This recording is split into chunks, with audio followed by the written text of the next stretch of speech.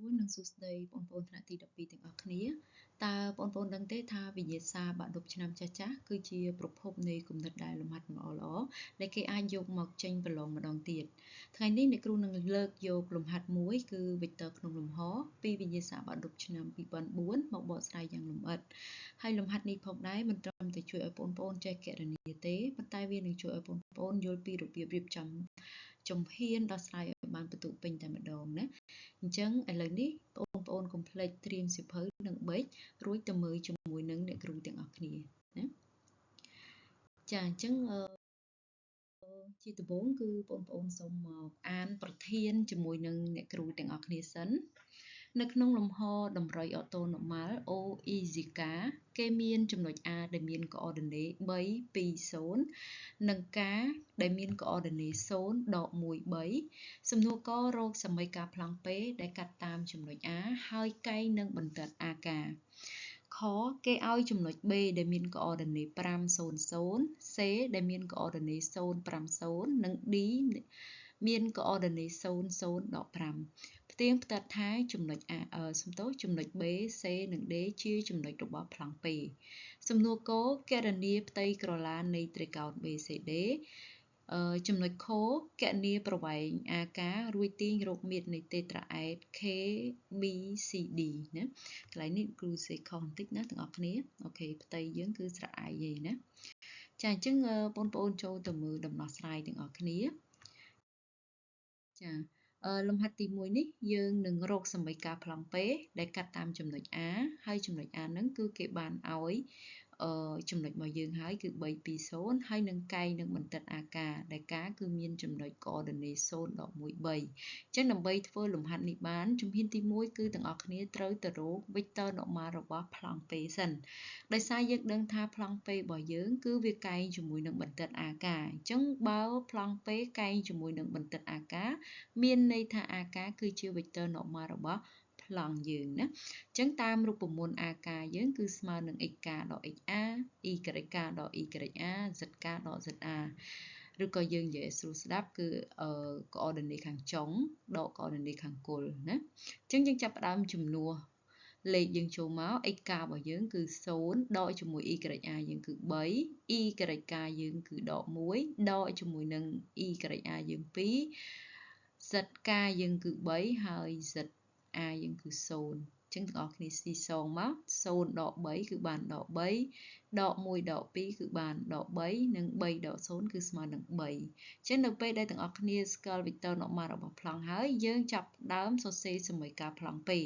ដោយយើងដឹងថារូបមន្តសមីការប្លង់ពេយើងគឺកំណត់ដោយ a កតានឹង x ដក xa បូក b កតានឹង y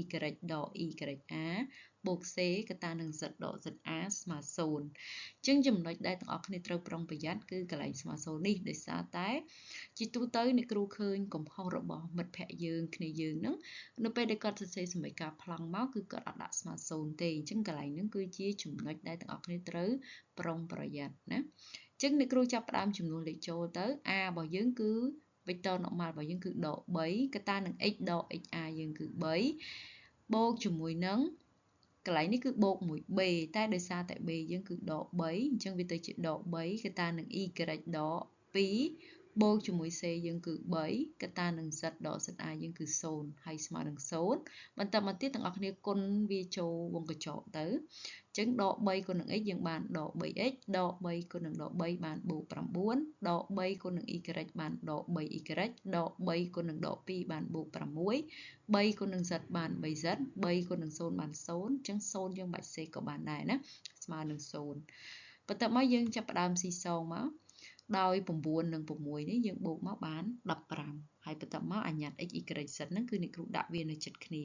បន្ទាប់មកយើងឃើញថាលេខនេះយើងអាចសម្រួលបានទាំងអស់គ្នាអាចទាញ3ជាកតាទៅមានន័យថាចែកតួទាំងពីរ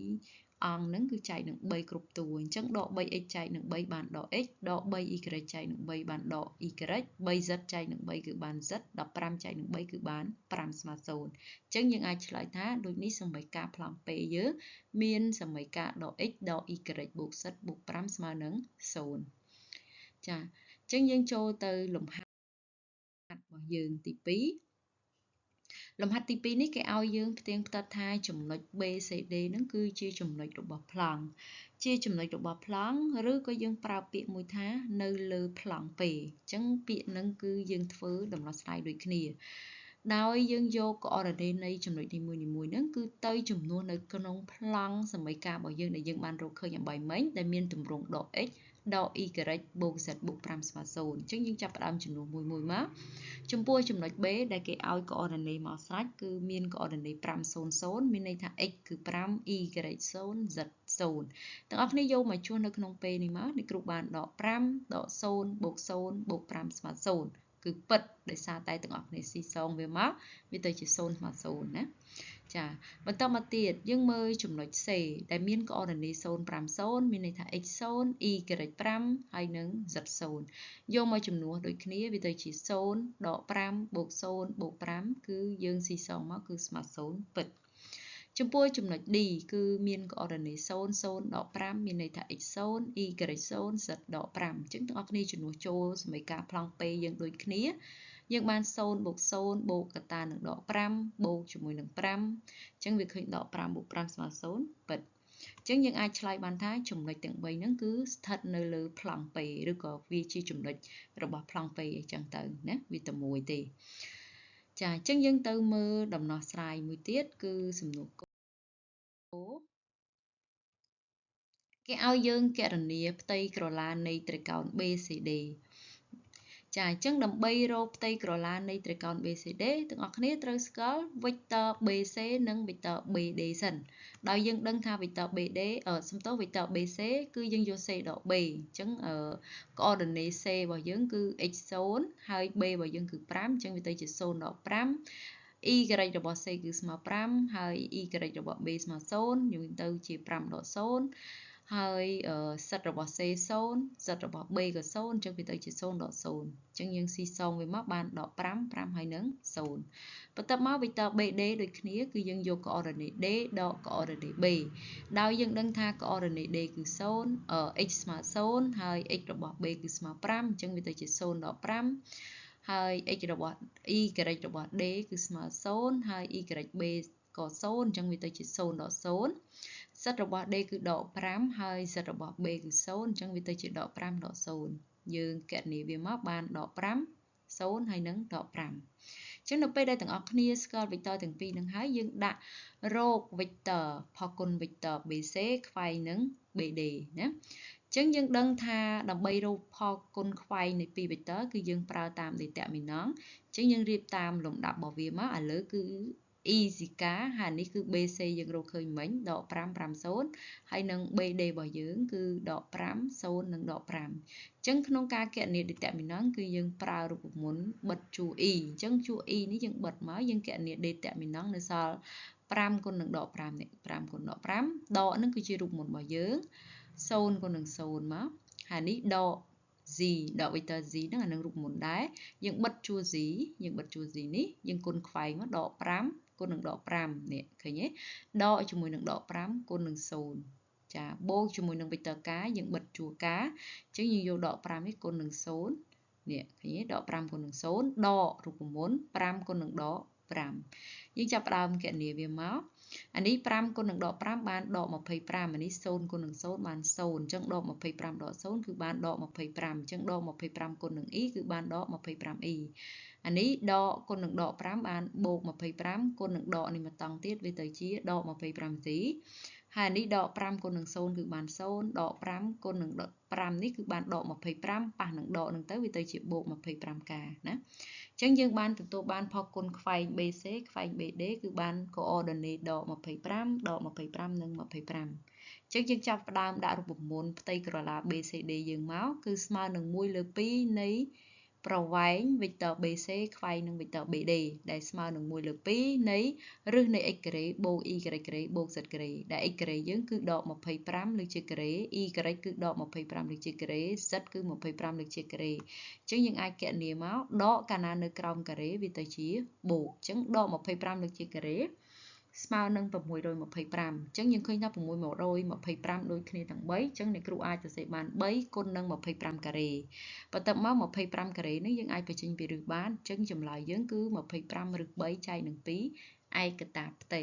ត្រង់កន្លែងនេះទាំងអស់គ្នាត្រូវប្រុងប្រយ័ត្នកន្លែងឯកតាហ្នឹងបើសិនជាគេប្រាប់មកជាខ្នាតគិតថាខ្នាតជាម៉ែត្រចឹងផ្ទៃកន្លះរបស់យើងគឺគិតជាម៉ែត្រការ៉េណាប៉ុន្តែកន្លែងនេះគេអត់មានប្រាប់ខ្នាតទេអញ្ចឹងយើងដាក់ឯកតាផ្ទៃមកកុំភ្លេចសោះកន្លែងនេះគឺជាចំណុចសំខាន់ដែលទាំងអស់គ្នាអាចអស់បន្ទុកបានចា៎តោះអញ្ចឹងយើងសូមទៅលំហាត់មួយទៀតចា៎គណនាប្រវែងអាការរួចទាញរោមាត្រនៃតេត្រាអែត KBCD ណាអញ្ចឹងគណនាប្រវែងអាការវាគឺជាចម្ងាយរវាង2ចំណុចអញ្ចឹងយើងប្រើរូបមន្តរឹសនៃកន្លែងនេះអ្នកគ្រូជំនួសលេខចូលតែម្ដងកន្លែងនេះគឺយើងប្រើការដក A លើកជាការ៉េអញ្ចឹង coordinate ការ x របស់ការគឺ0 x របស់ A គឺ3អញ្ចឹងវាទៅជា0ដក3លើកជាការ៉េបូកនឹង y របស់ការគឺដក1ហើយ y របស់ A គឺ2អញ្ចឹងវាទៅជាដក1ដក2លើកជាការ៉េបូកនឹងz ការយើង3ហើយ z a យើង0អញ្ចឹងវាទៅជា3ដក0លើកជាការ៉េយើងគណនាមកយើងបានដក3លើកជាការ៉េបូកឲ្យកតានឹងដក3លើកជាការ៉េបូកនឹង3ការ៉េអញ្ចឹងយើងឃើញថាវាស្មើនឹង9ទាំងអស់អញ្ចឹងយើងបូកវាចូលគ្នាមកបាន27ដែល27យើងអាចបញ្ចេញពីរឹសបាន3រឹស3បន្ទាប់មកគេឲ្យយើងទាញរកមាត្រតេត្រាអែតនៃ KBCD យើងដឹងថាដោយសារតែ A នឹងគឺជារបស់ P ហើយបន្តិត A ការរបស់យើងនឹងវាទៅកែងជាមួយប្លង់ P អញ្ចឹងមានន័យថាអង្កត់ A ការនឹងវាដើរតួជាកម្ពស់នៃតេត្រាអែតរបស់យើង KBCD ដែលមានបាតជាត្រីកោណ BCD ស្ថិតនៅក្នុងប្លង់ P អញ្ចឹងយើងប្រើតាមរូបមន្តមាត្ររបស់យើងគឺស្មើនឹង1/3គុណនឹងក្រឡាផ្ទៃបាតគុណជាមួយនឹងកម្ពស់ដែលក្រឡាផ្ទៃបាតរបស់យើងរកឃើញមិញហើយគឺ25រឹស3លើ2និងកម្ពស់ដែលយើងបានរកឃើញអំបីមិញគឺ3រឹស3កន្លែងនេះទាំងអស់គ្នាកុំភ្លេចដាក់ឯកតាប្រវែងផងណាទាំងអស់គ្នាអ្នកគ្រូភ្លេចទៅសេលេងនេះណាកែផងដាក់ឯកតាប្រវែងផងបន្ទាប់មកទាំងអស់គ្នាធ្វើការស៊ីសងមកយក25រឹស3គុណនឹង3រឹស3ទៅវាបាន25រឹស3ការ៉េ3នេះយើងអាចសម្រួលចោលអាខាងក្រោមមួយនេះអញ្ចឹងវាសល់តែ2ឯងភាគបែងយើងណាអញ្ចឹងរឹស3លើកជាការ៉េយើងអាចសរសេរបាន3អញ្ចឹងវាទៅជា25គុណនឹង3បាន75លើក2ដែលយើងអាចចែកជាចំនួនទស្សភាគឃើញ 37.5 ឯកតាមាត្រកន្លែងនេះកុំភ្លេចឲ្យសោះណាទាំងអស់គ្នាចាអញ្ចឹងនៅក្នុងផ្នែកចុងក្រោយនៃលំហាត់នេះអ្នកគ្រូមានលំហាត់អនុវត្តឲ្យគ្នាយើងគិតមួយដែលអ្នកគ្រូមានលំហាត់មួយ